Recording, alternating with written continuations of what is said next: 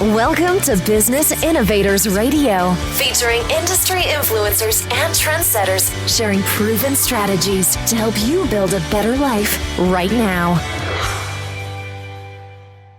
Hello and welcome to this episode of our show. This is your host, Keith Doherty. Today our special guest is top real estate agent Sallie Elliott of Priority Group based out of Omaha, Nebraska. Simply stated, Sallie has never known an easy real estate market.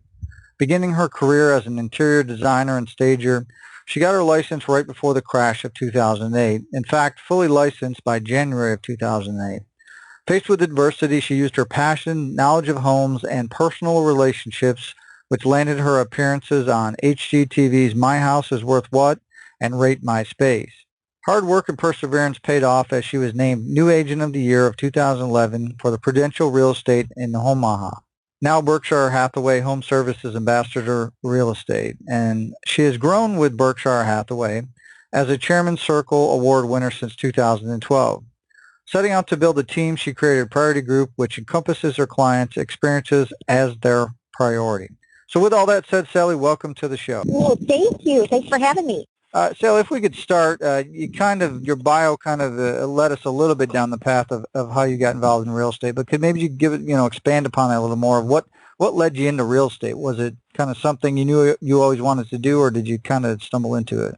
I did stumble into it. I have my degree in interior design, and I was doing staging for real estate agents, and then I would make $50, and the real estate agent would make more money, obviously, after I did all the work. And I also wanted to get into house flipping at the time. Again, this is before the crash, but it would be a good way to utilize my skill.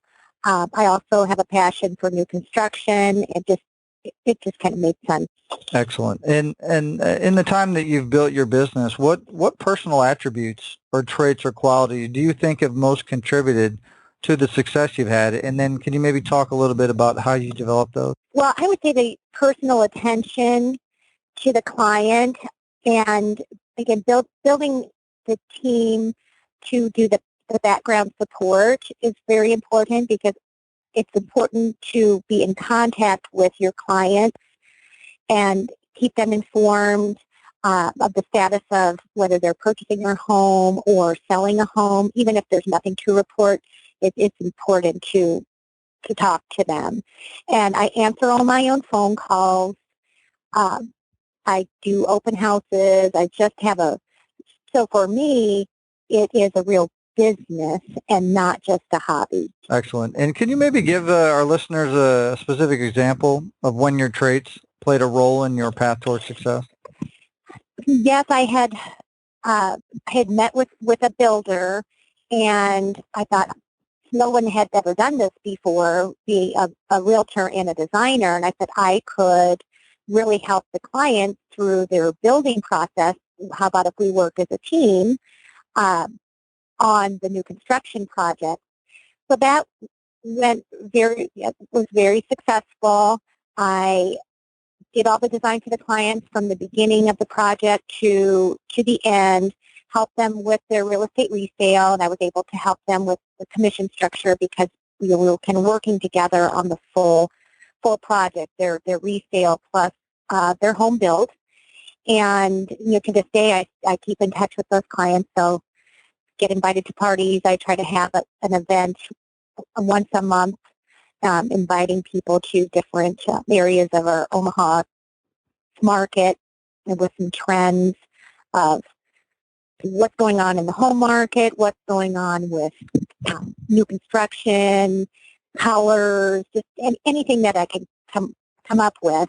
And that's been a lot of fun. Excellent. And obviously you said you started during, you got your license right at the big crash, back in 2008. So maybe could you talk a little bit about some of the major adversities and trials that you've had to overcome in order to have the success that you've had?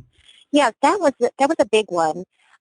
It was very bleak. At that time, it was as though there was no business going on whatsoever at 2008 in any sector, and I'm not from Omaha originally. I'm from south of the Chicago area, and I didn't have friends or family that lived here.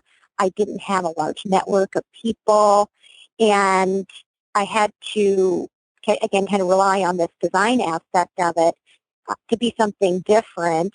And I didn't have my first sale until June of 2009. So there was a year and a half, basically, of not working and not having a listing or a purchase contract. And I just had to develop the relationships, and that's, to me, that's what it's about, and learn about business. I'm creative and passionate, but I didn't understand the business aspect. So even doing some coaching helped me to understand like pillars of business to put it all together. Excellent. And obviously, a year and a half before you actually had, any documented success. So what kept you going despite, that obstacle, and why didn't you give up? I mean, a year and a half with working and not really seeing any results. I mean, that to me would be extremely frustrating. So what kept you going to move through that? Well, it was very frustrating. My husband was very encouraging, and he was supportive that I wasn't making, any money, and he was actually having to help to pay for all the dues and everything that it takes to, run your business. And he just had faith in me that I could do it, and that's really what kept me going, is I wanted to quit. Excellent. And I guess kind of looking forward now, what is your vision for your career, say, over the next 5 years? But as I'm developing the team to serve my customers, I have implemented an assistant who will help on the back end with projects, contracts, marketing of the listing, and I want to continue on with the builder that I'm working with currently, and put into place specific agents with a design intention. So when someone comes to an open house or of a model home, it's not just a realtor. It's someone that has design experience. They've been trained. They can answer the questions. They can help the customer. And I'm bringing on an interior design assistant as well, because it's also related. That's what I found. It's not about just the contract. It's about the whole home experience. And when someone walks into an existing home in an older part of the area and they want to remodel it, well, what is that going to cost? And will I price myself out of the neighborhood if I remodel this kitchen? What's my rate of return on the investment? I'm going to move in 5 years. So those are things that I'm beginning to implement and put into place to help the customer. Excellent. And I guess kind of also on top of that, with looking forward, what do you feel is the best way you market yourself as a real estate professional for continual growth? Well, with the full service business aspect, I'm not a part-time realtor, and I touch the home as a full experience and not just a transaction. It is about the relationship, and how can we continue that relationship after a closing, and how can I help them? I have people that will continue to call me, oh, I need that handyman, or that plumber was fantastic, or can you help me with, my friend needs a moving company, or it's just all of those things. I want to be, and my team, the professional resource for anything that the customer and their friends and family need. I guess sometimes I think people have a lot of misconceptions when it comes to real estate agents. So what do you think the biggest misconception or myth people have about working with a real estate agent is? Well, especially in today's society with Zillow and Trulia and the internet, people become, they think that they can be a real estate agent, or they can sell their own property for sale by owner. Oh, we just cut we'll save the commission, and then, we're going to make all this money on our home.